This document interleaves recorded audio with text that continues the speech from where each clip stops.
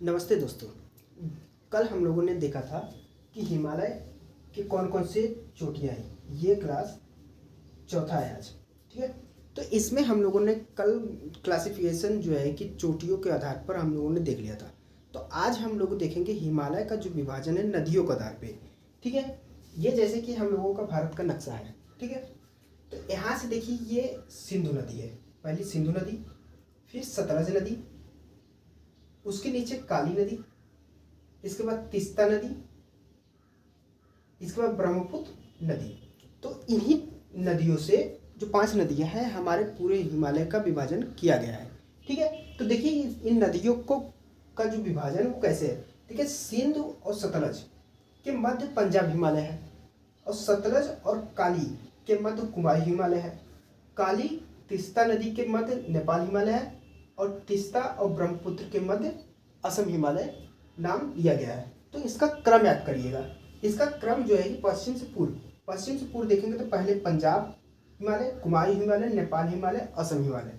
और नदियों का क्रम सिंधु, सतलज, काली, तीस्ता, ब्रह्मपुत्र, ठीक है। अब हम एक एक नदी को देखते हैं कि कौन कौन से हिमालय में क्या क्या क्षेत्र पाया जाता है। जैसे कि हम लोग देखते हैं पंजाब हिमालय।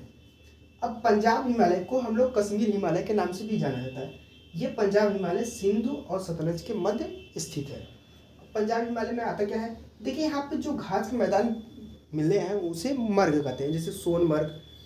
और जो है कि जितने भी घास के मैदान होंगे उनको मर्ग के नाम से जाना जाता है। जैसे कि अगर स्टेपी घास का मैदान देखें तो उत्तर अमेरिका का माना जाता है, वैसे ही जो कश्मीर के क्षेत्र में यानी पंजाब हिमालय के क्षेत्र में घास के मैदान पाए जाते हैं उन्हें मर्ग कहा जाता है, ठीक है। और वहाँ पे देखिए सर्वाधिक केसर और सेब की खेती की जाती है। पंजाब हिमालय जो कि बहुत ही ठंडा प्रदेश माना जाता है, वो कश्मीर हिमालय के नाम से भी जाना जाता है। वहाँ पर केसर और सेब की खेती प्रचुर मात्रा में की जाती है, ठीक है। इसके बाद इन सारे हिमालय में जैसे कि पंजाब हिमालय, कुमाई हिमालय, नेपाल हिमालय, असम हिमालय, इन सब में जो पंजाब हिमालय है यानी कि ये वाला भाग, इसकी चौड़ाई सबसे ज़्यादा है, ठीक है। और इसके बाद देखेंगे कि यहाँ पे कौन कौन सी चोटियाँ मिलती है।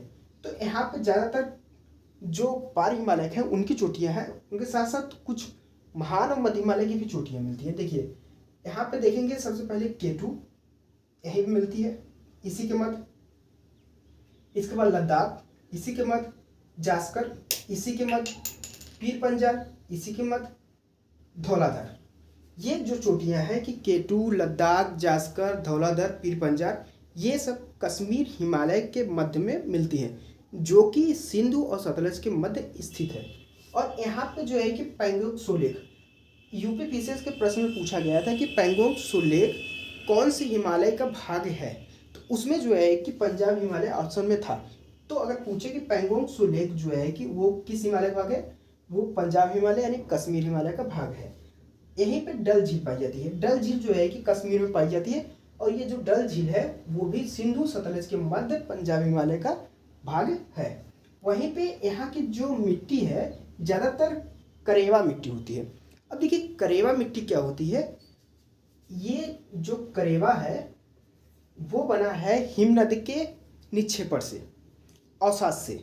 यानी कि जो हिमनद होते हैं जैसे बर्फ टूट कर गिरते हैं, और बर्फों के बाद जो उनके साथ मिट्टियाँ आती हैं उनके साथ जो जम के बनता है उसे करेवा कहते हैं। करेवा मिट्टी वो हिमनद के अवसाद है। अगर पूछे कि निम्न में से करेवा क्या है, हिमनद के अवसाद, ठीक है। इसके बाद देखते हैं कुमाई हिमालय।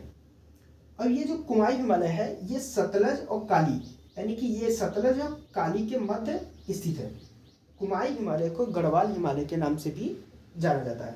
अब देखिए कुमाई हिमालय में मध्य हिमालय, महान हिमालय, शिवालिक, जो तीनों है यानी कि मध्य हिमालय देखेंगे,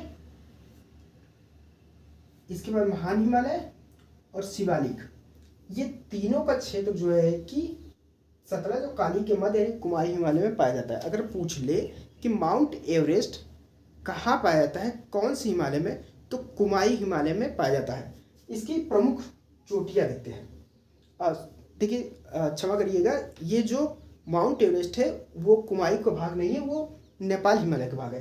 जैसे कि मध्य हिमालय, महान हिमालय थे, तो महान हिमालय जो है कि नंदा देवी हुआ, और बद्रीनाथ हुआ, केदारनाथ हुआ, त्रिशूल हुआ, ये सब चोटियाँ जो है कि कुमाई हिमालय का भाग है। ठीक है। और इस बार देखेंगे कि जो सारे प्रयाग हैं, प्रयाग यानी कि हम लोग देखते हैं कि नंद प्रयाग है, कर्ण प्रयाग है, देव प्रयाग है, ये सारे जो प्रयाग है वो सब कुमाई हिमालय यानी कि गढ़वाल हिमालय में पाए जाते हैं। अगर पूछे कि कर्ण प्रयाग निम्नलिखित में से कौन से हिमालय का भाग है, तो कुमाई हिमालय का भाग है। ठीक है। और इस क्षेत्र में जो घास के मैदान मिलते हैं, यानी कि सतलज और काली के मध्य कुमाई हिमालय, जिसे गढ़वाल हिमालय के नाम से जाना जाता है, उसमें जो घास के मैदान पाए जाते हैं उनसे बुग्याल कहते हैं। ठीक है। बुग्याल जो है कि घास के मैदान इस क्षेत्र में पाए जाते हैं।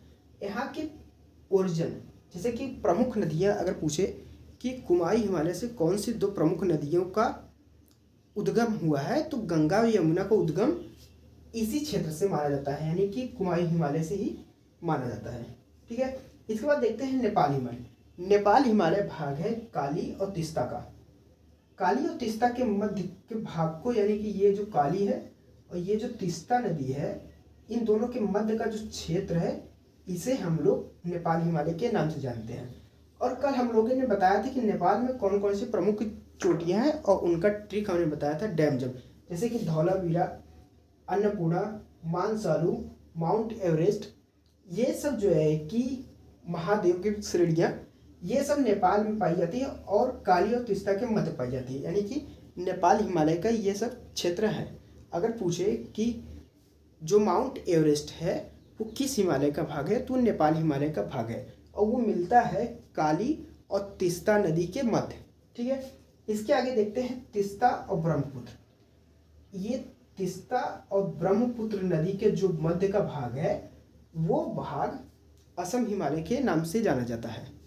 असम हिमालय में अगर चोटी देखें तो कांगतू है, नामचा बरवा। अब हमने बताया था कि नामचा बरवा से ही ब्रह्मपुत्र नदी भारत में प्रवेश करती है।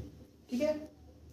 और यहाँ की प्रमुख जनजातियाँ देखें तो अबोर, मिरी, मिसमी, नागा, ये सब वहाँ की प्रमुख जनजातियाँ हैं। जैसे कि कल हम लोगों ने देखा था कि अरुणाचल प्रदेश में जो चोटियाँ हैं, अबोर, मिरी, मिसमी, ये जो यहाँ पे हमने बताया था, 4 बताए थे हम लोगों ने, तो वो जो चोटियाँ का नाम रखा गया है वो वहाँ की पाए जाने वाली जनजातियों के नाम पर ही रखा गया था, जैसे डफला, अबोर, मिरी, मिसमी। अगर क्रम देखें तो डफला, मिरी, अबोर, मिसमी चोटियाँ भी हैं और जनजाति का नाम भी है। तो वो सारी जनजातियाँ तिस्ता और ब्रह्मपुत्र के मध्य मिलने वाली असम हिमालय का भाग है। और यहीं पे नागा जो जनजाति है वो भी इसी का भाग है। और देखते हैं कुल्लू कांगरी घाटी।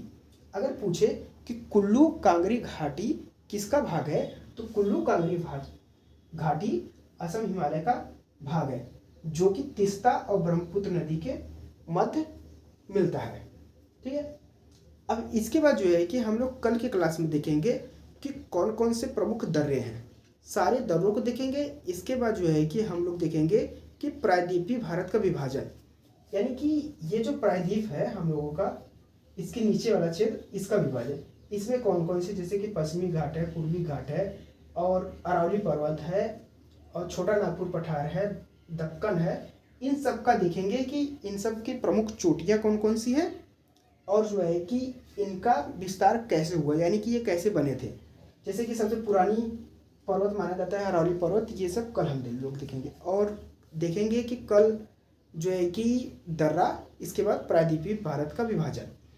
अब कुछ लोग पूछ रहे थे कि मैप कैसे बनाया जाता है, तो मैप देखिए बनाने का तरीका है, पहले ऊपर बनाइए। ठीक है। ऊपर बनाइए इतना, इसके बाद थोड़ा सा नीचे लेके आकर इसे नेपाल के क्षेत्र को हटा दीजिए, सिक्की बना लीजिए, और यहाँ पे भूटान के लिए जगह छोड़ दीजिए।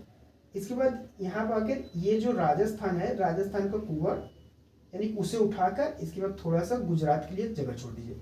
अब यहाँ पे छोड़ने के बाद इसे थोड़ा सा नीचे लाकर यहाँ पर अरुणाचल प्रदेश का क्षेत्र बनाकर इसे त्रिपुरा के लिए लेके चले आइए। और ये जो है कि यहाँ पे गुजरात वाला क्षेत्र बनाना है आपको और इसे ऊपर ले जाना है। इसके बाद इसे नीचे लेके आना है और इसे पूरी तरीके से घुमाना है और इसे ऊपर करते हुए ठीक सिक्किम के नीचे लेके आना है और ये यहाँ तक ले आने के बाद मिला देना है। ये देखिए भारत का जो नक्शा है हम लोगों का बन जाएगा। आप लोगों को स्टार्ट करना है कश्मीर से, फिर आपको नेपाल बनाना है, इसके बाद पूर्वोत्तर भारत, इसके बाद आपको राजस्थान, फिर गुजरात बनाना है, फिर प्रायद्वीपीय क्षेत्र बनाकर मिला देना है। इससे आपका मैप बनना आसान हो जाएगा। धन्यवाद।